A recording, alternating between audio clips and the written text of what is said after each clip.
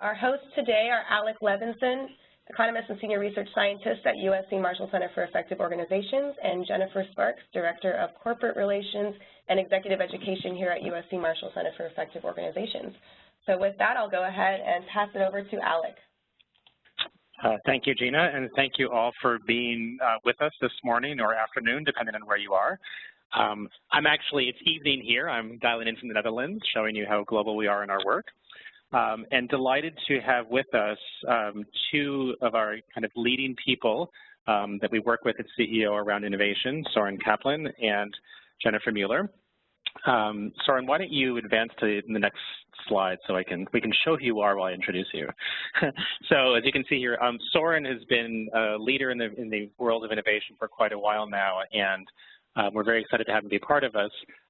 We're going to, for the next hour, we're going to hear from both Soren and Jen a bit about kind of how they approach innovation, and this is a preview of the program that we're going to be holding in just a couple months' time on April 24th and 25th.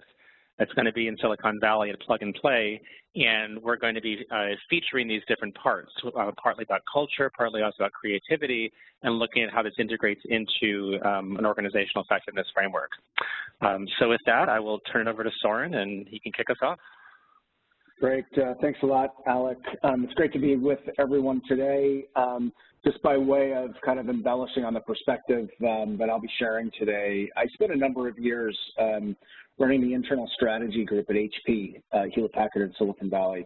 That was in the late 1990s, early 2000s. HP is a very different place these days. I wouldn't call it innovative necessarily, which just shows you that these days, innovation and kind of that moniker can come and go pretty fast. Since then, I've worked with Alec and team. I've probably consulted and been involved with research with probably 30 of the Fortune 1000. And I'm going to bring to you today kind of a perspective on the state of innovation disruption, which is kind of a buzzword these days, and how to think about innovation for your own organizations, different types of innovation as well. And then I'll pass it on to Jennifer as well. So let me just dive right in. I think we're all here to understand what disruption and innovation is all about. What's interesting, this is from a few years ago already. I mean, a number of years ago. I think we were already having innovation burnout in our organizations and in our publications. This is just kind of a fun stat that in a 90-day period, there were 255 books published in 2012 with innovation in their title. And I think it's probably just gotten worse. And if you look at that bigger number, 33,000, that's the number of times innovation was mentioned in quarterly and annual reports in the Fortune 1000. So we know it's important. It's a big kind of buzzword out there, but I think a lot of organizations that we see are still trying to figure out, what does it mean? How do they get their arms around it?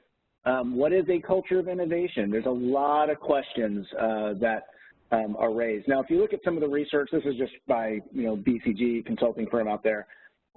If we know innovation is important, because if you have innovation and you're seen as an innovative company, typically you have greater performance and greater results in your performance overall in kind of your market space that you're working in. And I think a lot of the innovation icons that we know about and we've seen, it's because they have greater performance, from Apple and Google and Facebook and all of those, organizations that we see as innovative. But those are the tech companies. I mean, I think that the challenge with a lot of organizations is everyone's being disrupted these days. And so, from various technologies to new business models, we have to figure out how do we, compete. So just to, kind of dive in with the strategies as we think about sustainable innovation and business growth. There's 4 of them really that are really, I think, the pillars of what makes an innovative company, especially in today's disruptive world. So what are they? And I'm going to go through each one of these in about the next 15 or so minutes, just pretty quick, but give you an overview of kind of some of the best practice thinking out there. So define a holistic innovation strategy.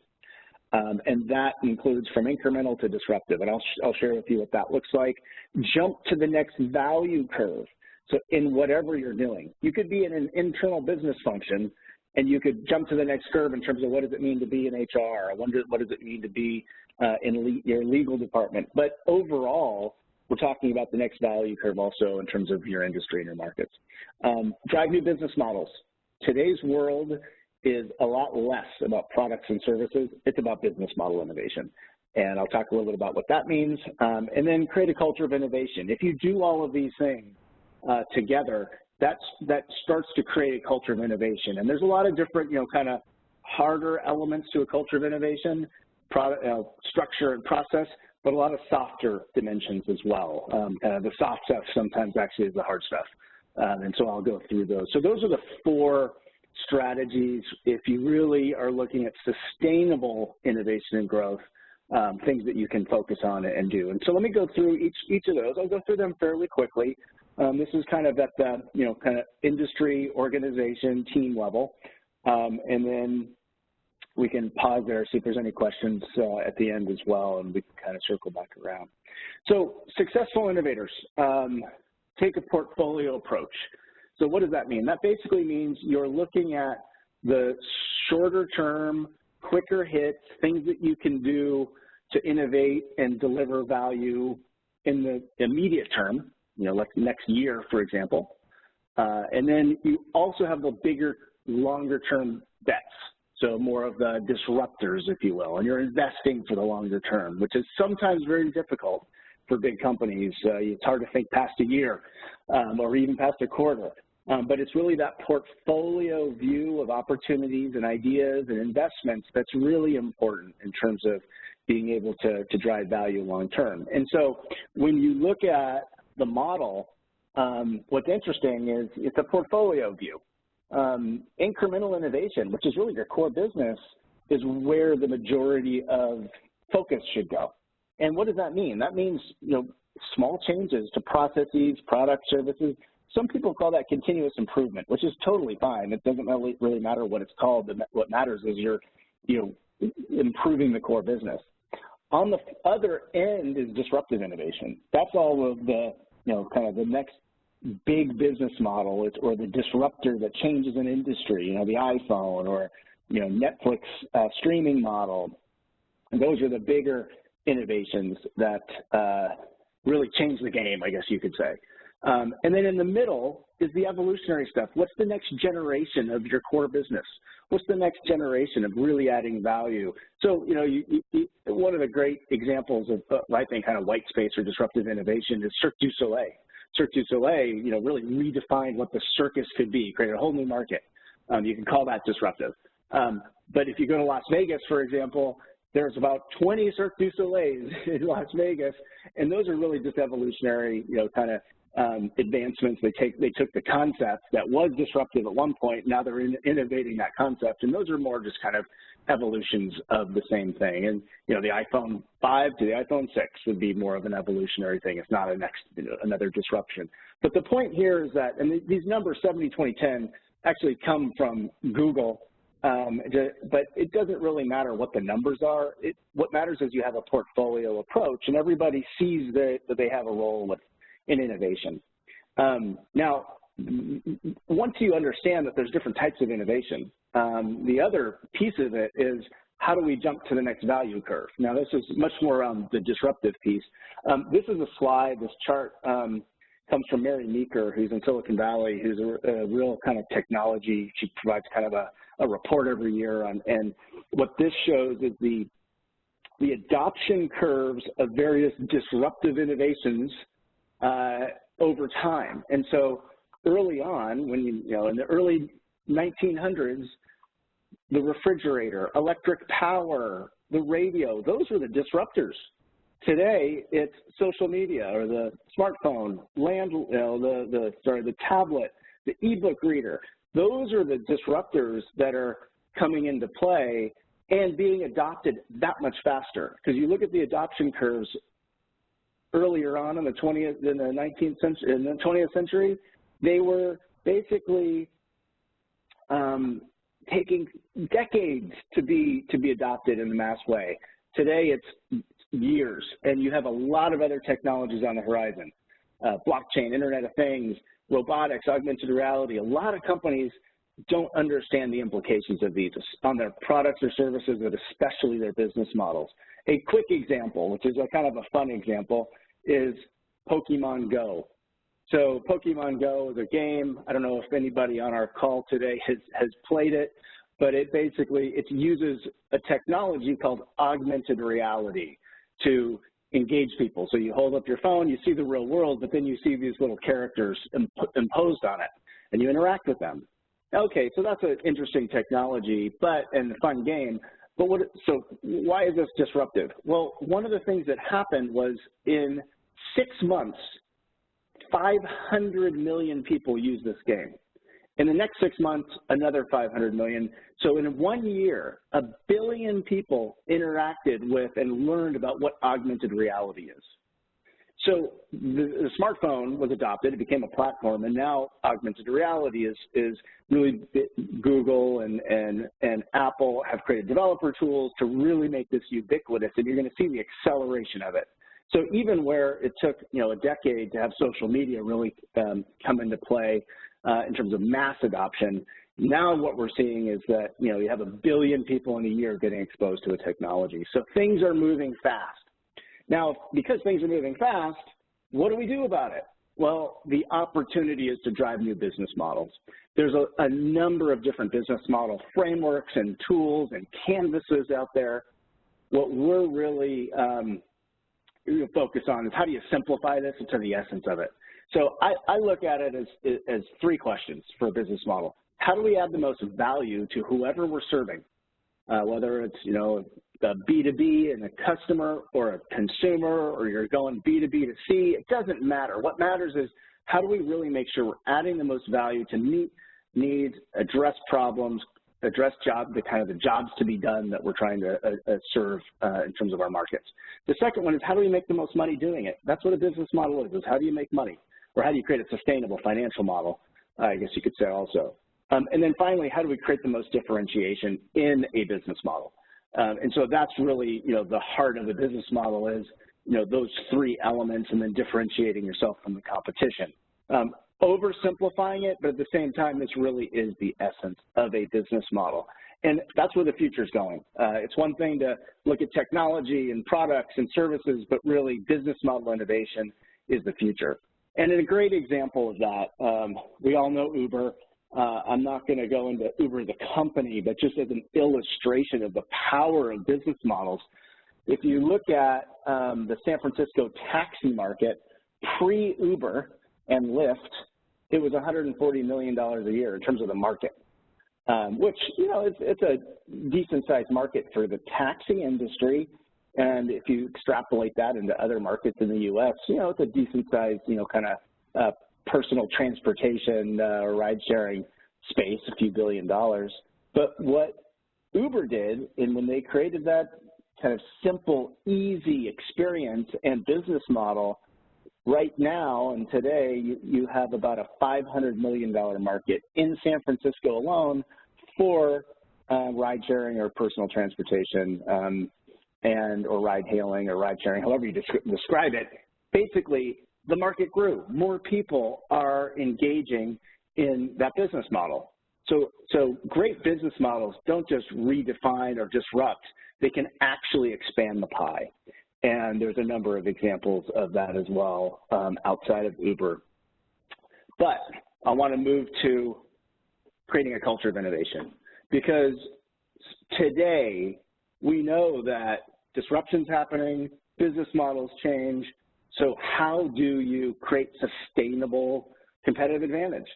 Well, it's creating a culture of innovation. And so what the challenge is, we know it's important. We know that culture drives, kind of the engagement at all levels of an organization, from incremental process improvements where everyone can innovate in small ways to the bigger disruptive stuff. How do you create a culture of innovation? So this is a challenge, and the challenge today is that skill gaps in culture is seen as really the #1 barrier to innovation. And that's a challenge if you're going to disrupt or even compete. So how do you then think about creating a holistic culture of innovation? Well, this model comes from my latest book, The Invisible Advantage, How to Create a Culture of Innovation.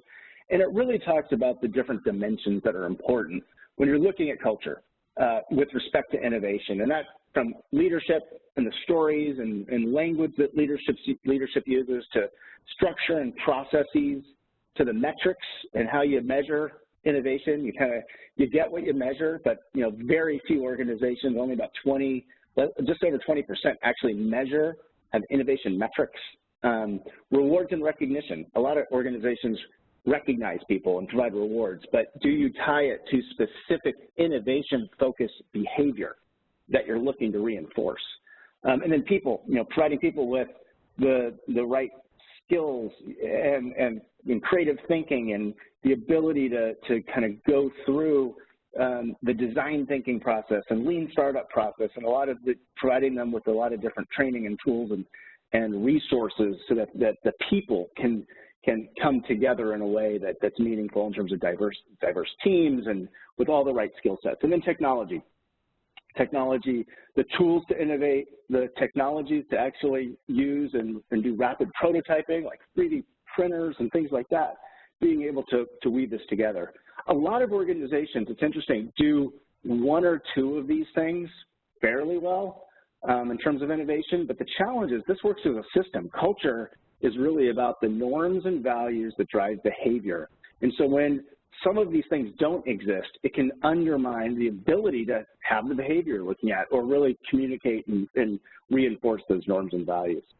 And then just to kind of wrap things up here, there's a lot of organizations and a lot of best practices that already exist, that are even open source. Adobe has something called Kickbox. It's a little box, and all of the tools that anyone needs to kind of go through the design thinking and lean startup process to come up with ideas and rapidly test them are in this little box, and it's actually publicly available.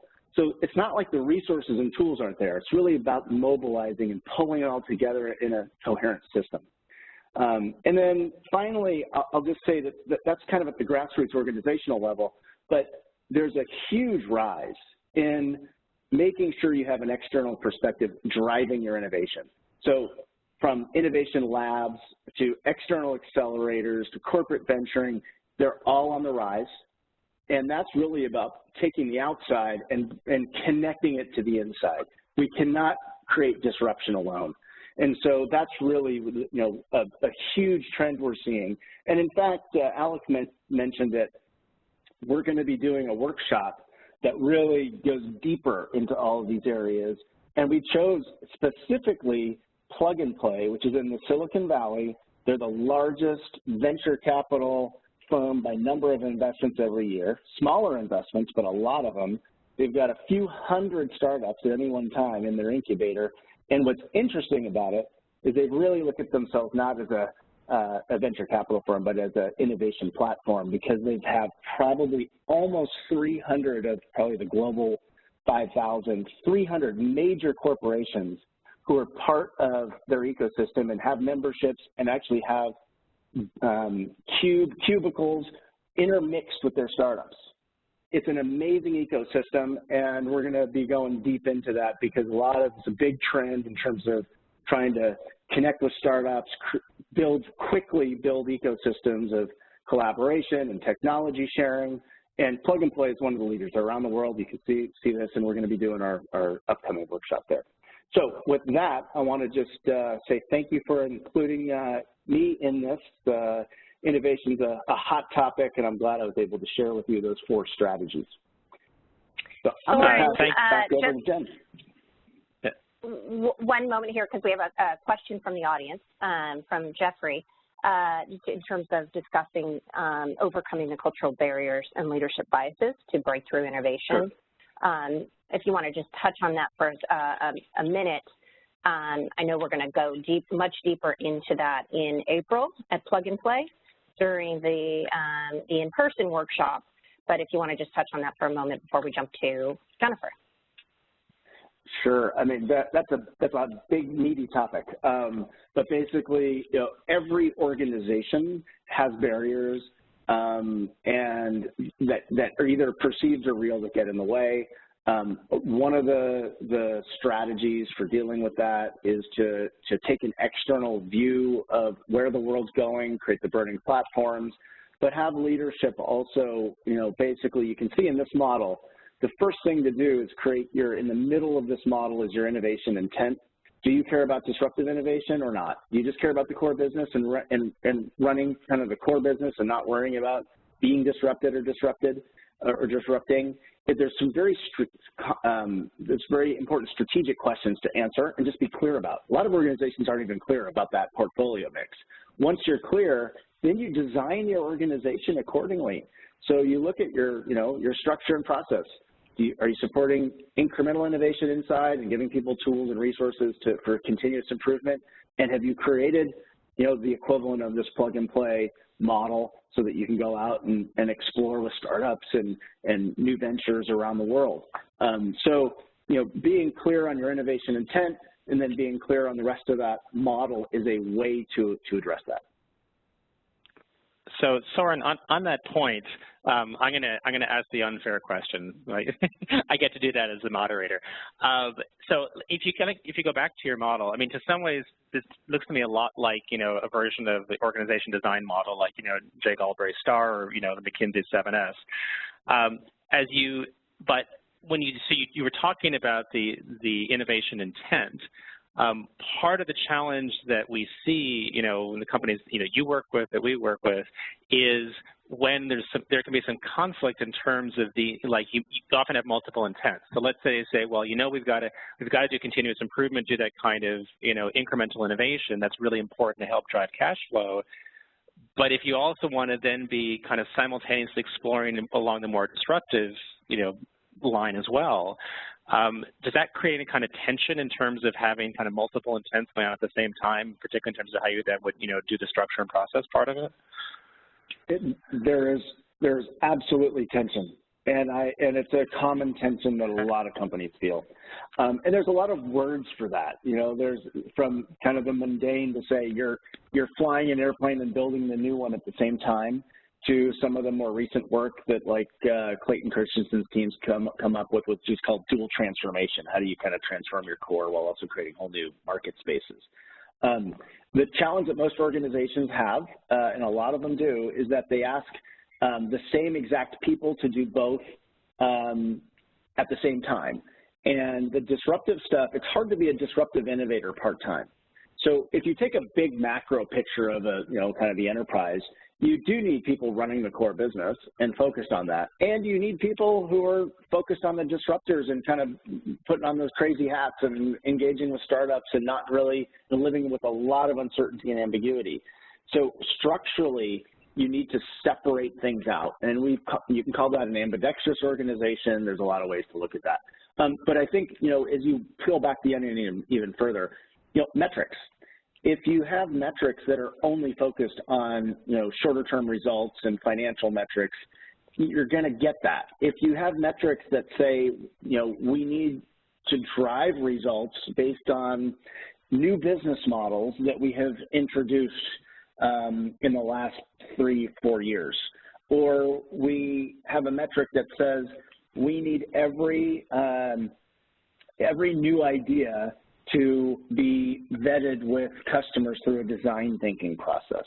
That changes behavior, and even in the incremental side. So it gives people kind of the ability to embrace new processes even as they're going about their day-to-day. So when you look at these things, you can define, sure, it's just like the STAR model or others, but if you put an innovation lens on each of these elements, you get different types of best practices and things to do that are really much more focused on that innovation angle. Cool. We have time for one other question. So the person had asked you if any kind of examples of good kind of innovation metrics. Yeah, I actually did a session with the center, I don't know, maybe 6 months, 8 months ago on innovation metrics. I'll throw a few out at you. There's what I call input metrics. That's input to the innovation process. And then I look at output metrics. That's what you actually are looking as a result of. So it used to be number of patents was a good example of metrics. I actually don't think that's a great example because you can have patents, but those are just patents until they turn into a revenue-generating innovation. So the kinds of metrics that I tend to like are metrics that either engage people. So, for example, you could say we need everyone trained in a design thinking toolkit. Or you could say the percentage of funding for game changers versus incremental innovation. Or you could say things like, percentages of new innovations that come from external sources like partnerships or crowdsourcing or open innovation. And then you can also look at things like I think I mentioned, number of customers that help test and refine ideas. If you don't have customers involved in that very upfront early process, you're going to introduce stuff that maybe the market doesn't want as much as if you were to engage customers early on. So that would be an input metric because you're measuring something as an input to innovation. The output metric is more on the outcome, the revenue, revenue from products or services introduced in the last 3 years, for example, that kind of thing. Cool. Thank you. If you could give me control of the slides. And we will start, while we're doing that, let me say we'll advance to here. Let me bring up Jen's. So second, but definitely not least, or I said next, but definitely not second, maybe. We have Jennifer Mueller, who is one of our newer affiliates that we started to work with. Really delighted to have her join us as one of our affiliates at the center. You can see here she's got a very impressive bio. She'll let you tell her a little bit about herself. Part of what really, to me, was great about kind of learning about Jen's research is that it takes us very deep into that one part of the model that Soren was just showing around leadership and kind of understanding what's actually going on inside leaders' heads that can be barriers to innovation. With that, let me turn over to Jennifer and she can tell you more. Thank you, Alec. Hi, everyone. Thanks for calling in today and being a part of this webinar. I'm really pleased to be here and to be working with Soren and Alec and the team at CEO. And today I'm going to talk to you and go deeper into what Soren already started the conversation that I'm going to continue on, this idea that tons of books have been written on creativity, innovation, tons of articles. In fact, it is one of the hottest topics in the field of organization behavior and management, creativity, innovation. And at the same time, when you go into the world, it's not working. Corporations are really struggling to innovate. They're not receiving the benefit. And one of the things that I have been doing in concert with a group of scholars around the world is we're starting to disrupt how we're thinking about creativity innovation to learn where we think the problems actually are. And maybe, and bringing up this notion of we've been looking in the wrong place, and there's a new place to look, and there's a new skill that we're starting to unveil. And that's what this webinar is going to reveal to you and start to talk about what moves us forward from there. So next slide, Alec. So one of the things when I first started my career 20 years ago, when I was 5 years old, whatever, studying creativity, that was a joke. The thing that I noticed was that when you say the word creativity, a lot of people think, oh, that's what artists do, or that's not practical. And in school, we learn that, right? We do creativity in arts and crafts or creative writing, but when we're doing math and science and our book reports, there's no room for creativity. In fact, that would in many ways be a bad thing.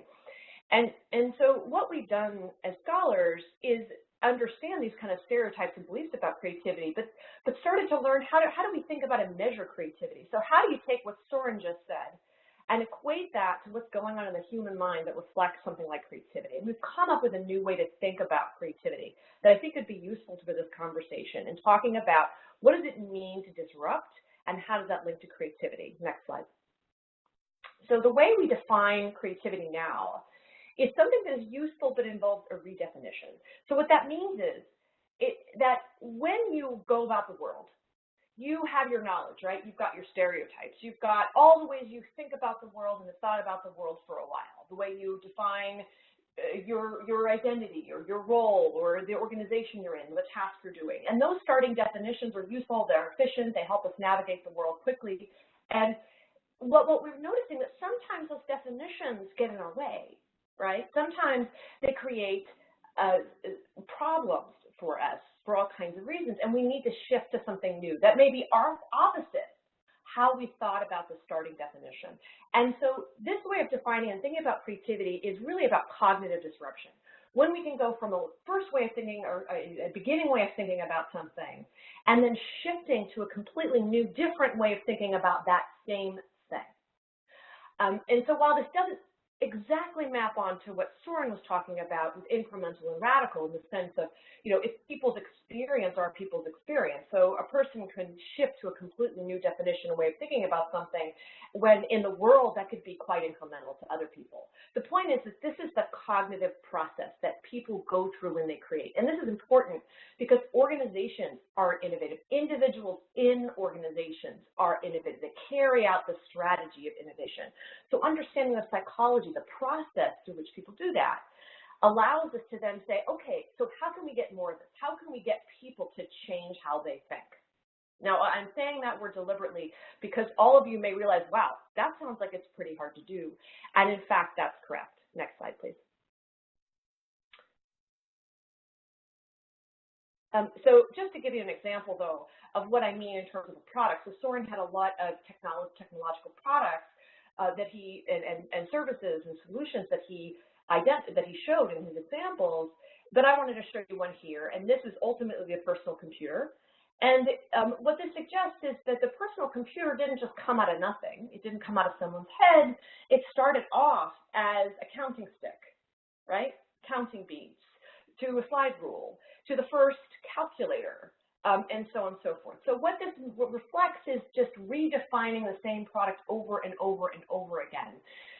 Perhaps not changing the initial function of the computer. All these things can still, count, right? But all of a sudden the evolution, as you can see, happens in incremental steps. Going from a counting stick to a computer seems completely crazy and radical and disruptive, but that's not really what happened, right? There were lots of steps in between. And that's the psychology that you want people to have. You want people to get from one step to another so they can eventually have this radical disruption from all the way from a counting stick to a laptop computer. Next slide, please. And that's to say, what I'm thinking of creativity is when people don't change their mind, when people stick with the starting definition. So this is creating a better, faster mousetrap. Something exists, you want to make it faster, you want to use that same process, that same procedure, but cut the fat. That's not what I'm thinking of as creativity, because you're not actually changing how you think about the world. You're simply using the definition you have and doing more of it in a faster, more efficient way. And so that's how I'm thinking about creativity. It has to involve some kind of cognitive change a person goes through. Next slide, please. So some examples that might be surprising to you. One of the most prominent examples that I come across every day is how people think about themselves. So oftentimes, I teach creativity innovation at the University of San Diego, and I taught it at Wharton and other schools too. And what I find is when students come into the classroom, many of them self-identify as not creative. They don't think of themselves as creative. It's not what they do. They're very practical. They're very analytical. There's many reasons why people don't think they're creative. But what I find very interesting is by the end of the class, usually is the person who's most vehement and uncomfortable with creativity, who by the end of the course identifies themselves as, wow, I didn't realize I was that creative.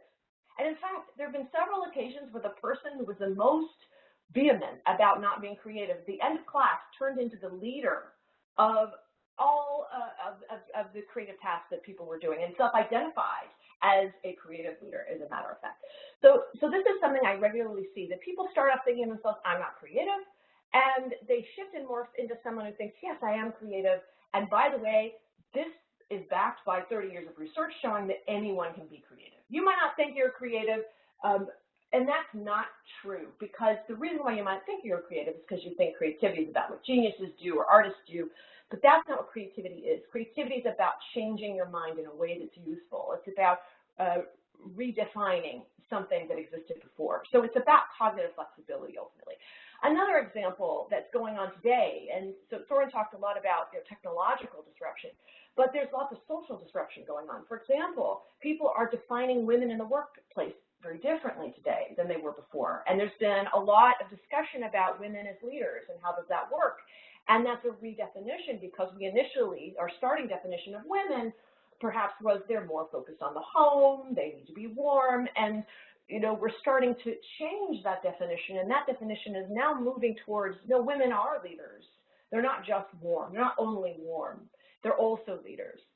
So that's another example of creative thinking and disruption, of social disruption. There's another example of creativity, which for many of you may be very frustrating, but part of our reality is that there's many processes or products that involve paper and pencil. So, for example, many of you may still do all your expense reports in paper and pencil, right? Very frustrating. When the reality is this online, wireless, paperless version of submitting your receipts is available. Yet it is a shift in thinking. It is a shift in the way the organization defines itself, its processes and procedures for them to adopt this technology. And that itself, even if it's not disruptive innovation from the perspective of the field or the industry, it is for that organization. And understanding that is really important.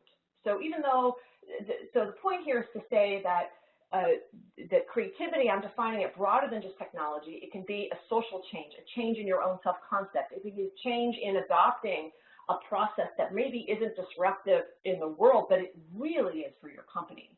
And that's a really important differentiation. Next slide, please.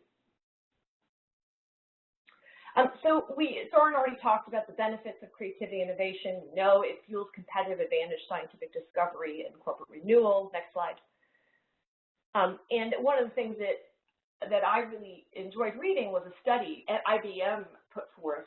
IBM interviewed 1,500 C-suite executives, and they asked these executives, what is the key leadership skill you need to lead in this new global volatile world? And they nominated creativity as the #1 leadership skill. But it's interesting, they didn't think about creativity like coming up with ideas or products or services. That's not how they identified creativity in this study. How they defined creativity in this study was the ability to see new opportunities and disrupt the status quo. That's how they define creativity. So let me show you an example of what they meant when they used the word creativity in this study of the #1 leadership capacity. Next slide. So you'll see here is a slide of the brain trust at Pixar. So in the book Creativity, Inc., Ed Kaplan writes about how Pixar, when they develop a film, let's imagine Toy Story 2, for example, in the process of developing that film, they would pitch the film and show the film to this group called the Brain Trust, who would give feedback about how to change and shift and make the film better, or they could table the film effectively. They had that power. And in the case of Toy Story 2, the film was floundering, and the Brain Trust gave the film sufficient feedback and ideas such that it was able to turn itself around and actually become a blockbuster success. But the point is not that the Brain Trust came up with the idea of Toy Story or even developed the idea or implemented the changes they suggested. They were the gatekeepers. They were the ones who got to decide which of the ideas about Toy Story were going to live and be carried on and be seen by an audience member, and which would die. And so these kinds of gatekeepers who make decisions about which kinds of technologies the organization will adopt or which kinds of ideas the organization will adopt are really key, and they're a key part of the innovation process. And that's what IBM meant when they said creativity. People who can recognize potential in the new. The next slide, please. The next slide shows an example of Jeffrey Nicholson at 3M. Now, many of you have heard the story of the Post-it note, and maybe you know the story about Art Fry, who was the engineer who is credited, or one of the people credited with coming up with the Post-it note. In choir practice, he said, I need a bookmark, And so what he did was he thought, hey, what if I put adhesive on the back of this paper? It becomes this nice bookmark that I can take on and off these pages, right? There's another story, and that story is of the Post-it note failing. So what happened was is after Art Fry came up with the Post-it note, they started to advertise Post-it notes. It went through. Everybody thought Post-its were actually pretty great, but the problem was in their test markets, Post-its weren't selling. They had big billboards with pictures of Post-its, and people didn't buy them. And the result, management decided they were going to table the Post-its. They said, look, we launched it, we advertised it, it's not selling, let's kill it. We have to move on. This isn't actually lucrative for us. But Jeffrey Nicholson noticed something. He noticed that the office staff at 3M was addicted to the Post-its. And he thought, wait a minute, how come our office staff is addicted to the Post-its? And the test market, they're not using the Post-its. What if the problem is not that the Post-it isn't a bad solution? What if the problem is you can't sell a Post-it with a billboard? You can't, a Post-it is such a new kind of way to think about work or how you organize your work that you need to give people samples so that they can use it and play around with it before they become addicted. And that's exactly what happened.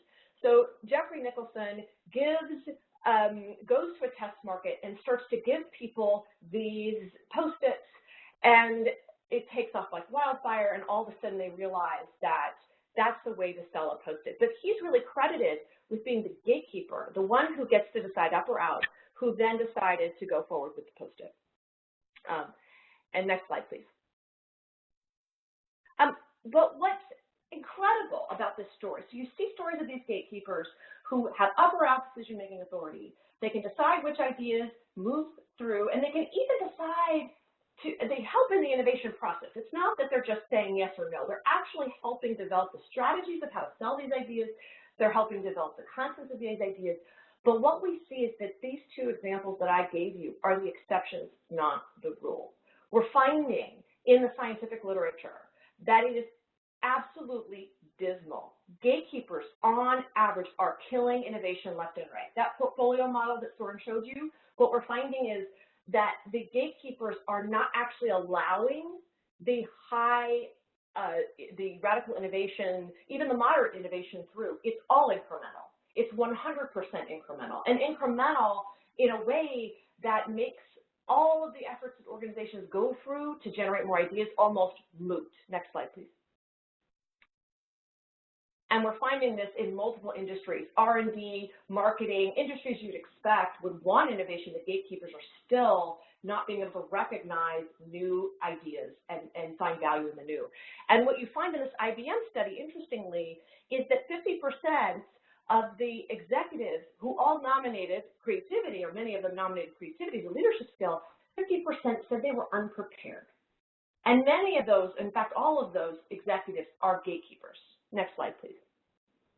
So what I want to suggest is, one of the ways we've been framing the problem before is, how do we get these disruptive technologies? How do we learn what they are, and how do we generate more of them and more uses for them?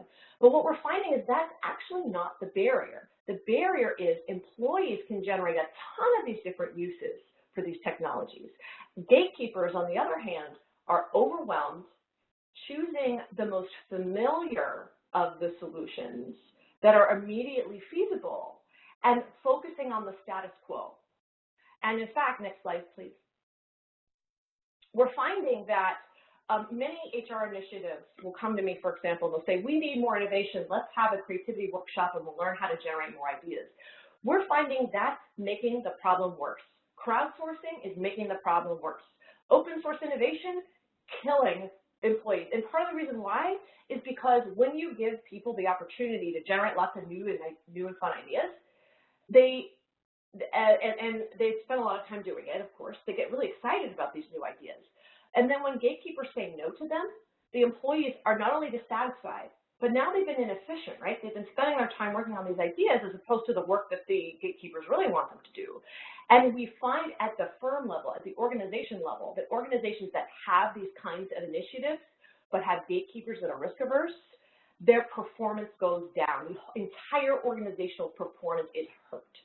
So in other words, unless you address this gatekeeper issue, and unless you understand how to overcome this problem, simply helping your employees generate new and unusual uses for all of these new technologies like blockchain, Soren mentioned many others, isn't helping your organization, could very well harm it. The next slide, please. So in other words, generating new ideas, learning how to think different is just not enough. If you want to be an innovator and you need two other pieces to your toolkit, the first is, how do you recognize and evaluate creative opportunity? It turns out it's not about talent or expertise. It's about learning how to understand how to evaluate the new. And we're learning new techniques. I'm working currently with the U.S. Army in the cybersecurity division to learn how it is that leaders can evaluate new ideas. And let me tell you, it is in some ways opposite of how they've been trained to evaluate ideas. The second toolkit is to learn how to influence gatekeepers. How do you get gatekeepers on your side? Next slide, please. So I thought I'd end today's session with some advice, some bad advice I commonly hear. To Soren's original point, lots of books on this topic, and yet companies are still struggling. Part of the problem is that lots of people just don't know the scientific literature, so they're giving bad advice. So here's number one bad advice to HR executives: you want creativity, hire geniuses. You've got to hire the Einsteins, right? Don't hire the worker bees. And that is absolutely 100% horrible advice. We know definitively that anyone can be creative. Creative personality predicts almost 0% of the variance in whether or not someone's creative. It just doesn't seem to be a big factor. Instead, the organization matters. The environment a person is in, the culture, like Soren said, really matters. And so understanding those levers is far more important than hiring geniuses. And what this means is that you might not think you're creative, those of you who are listening, but you absolutely are. Next slide, please. Second order of bad advice: generate lots of ideas. The more ideas, the more likely one is great. This is horrible advice for two reasons. Generating lots of ideas overwhelms your gatekeepers, right? It makes them unhappy because all those ideas take a long time to evaluate. And the second is, we find that generating a lot of ideas can be very inefficient without training, because you can generate the same basic idea over and over again, like a version of groupthink, if you will. Next slide, please. Another piece of bad advice is, when you're evaluating ideas, choose the best. Just choose the best, right? You have 3,000 ideas, choose the one that's the best. We find that those instructed and who think about creativity and evaluate creativity in terms of the best select familiar ideas. They don't select the new ideas. So when you want new ideas, that's horrible advice. Next slide, please. Here's another piece of bad advice. To influence others to embrace your ideas, cultivate your network. Now, what this might sound like, of course this is good advice. Networks are always good. And I'm not saying networks are bad in this case. It just turns out that they don't help you get through the gatekeeping role. And the reason why is because those who are gatekeepers, those who get to decide up or out, they change their job. They change roles so fast that your network can't keep up with it. So if you get an idea through and you develop these relationships in an organization, right, and you develop a relationship with person A, person B, person C, we're all gatekeepers, let's imagine you have another innovation you want to push through. Now, those people in your network, they've moved on to new jobs. And so that network no longer helps you move things through. Next slide, please. And the last piece of bad advice I've heard is perfect your idea pitch. Now, this might be very good if you're an entrepreneur and you're pitching to investors who are not linked to one another. They don't talk amongst each other. What you find amongst new venture founders is that they practice their pitch like 100 times in front of many different kinds of investors. If you're in an organization, you've got one shot with one gatekeeper, and if you mess up that one shot, you can't skip level. Right? So actually perfecting your pitch and focusing on the pitch when you're in an organization is incredibly effective. There are much more effective strategies to handle this problem, and we're going to talk about them in the session, the workshop coming up. Next slide, please. So to end, I really feel that if you want to learn the next generation skills for innovation and not keep iterating on the same old steps, this really is the workshop for you. We are very scientifically rigorous in how we approach this, and we're going to talk about how to generate ideas and the newest next generation view of how to generate more useful kinds of ideas, but also how do you evaluate them, and then how do you influence the gatekeepers to embrace them? Because the goal here is to make creativity and innovation count, so you can reap the kind of benefits that Soren was talking about earlier. So what I would say to you is that if you're an HR professional, this is a really nice way to get a broad overview of the different kinds of new solutions that are out there. And if you have gatekeepers in your organization, send them to this session. It will change their mind and change the way they think about their role in ways that can really help your organization move forward. Thank you. I'm guessing, Jen, we probably shouldn't invite them and tell them we're doing that because they're gatekeepers. Oh, that's true. Jen, we do have a question from Bruce. If you can speak to a little bit about what's the difference about gatekeepers who do support creativity, just in terms of their background or their exposures. Are there any specific characteristics that you can look out for inside of an organization? So what we're finding, and Bruce, I will tell you, this is the cutting edge of research going on. So our lab is really leading this charge to learn this.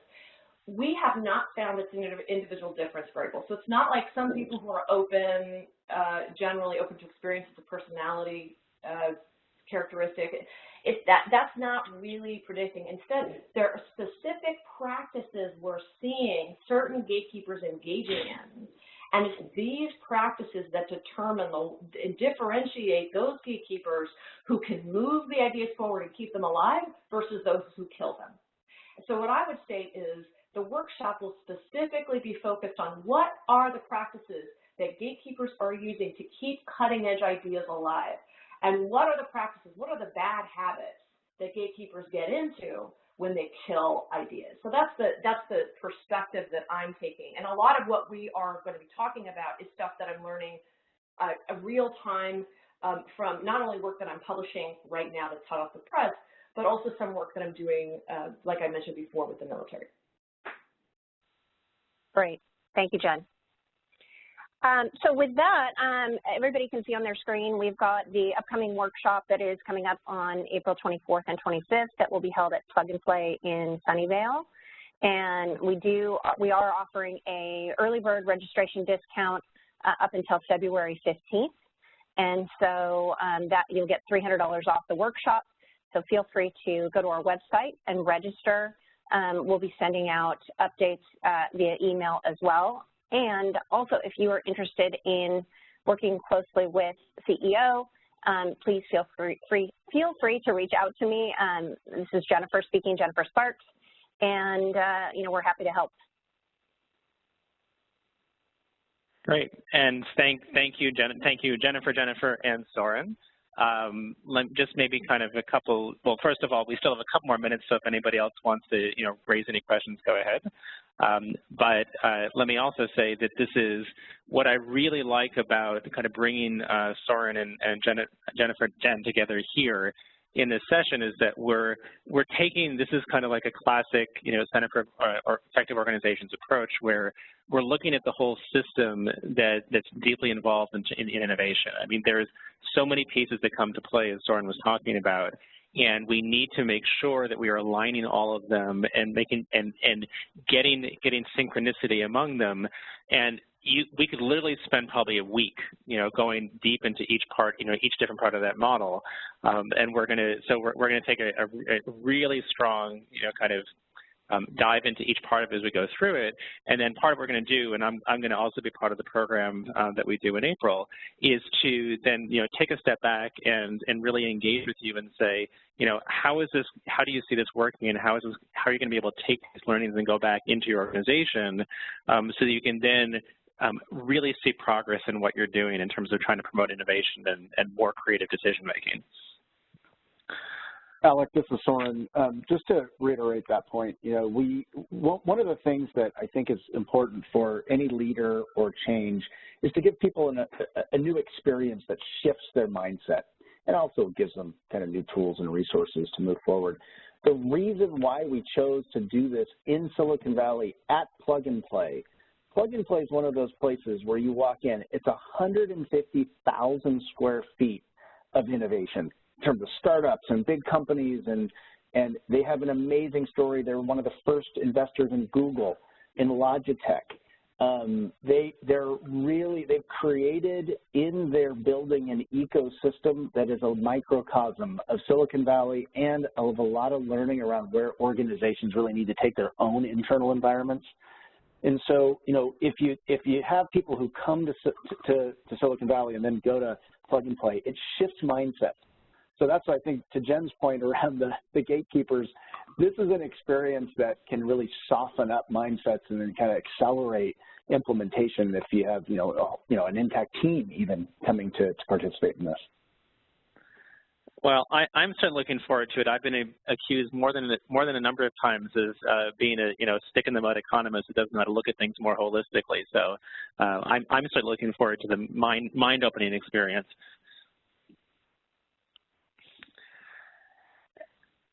Great. Any final thoughts? Yeah, go ahead, Jen. I was just going to say, does anybody have any final questions? Feel free to type your question into the chat box, or we can unmute you. Otherwise, this concludes the webinar for today, and we hope to see everyone in April at Plug and Play. Thanks, everyone. Thanks, everyone. Thank you. Thank you. Thank you.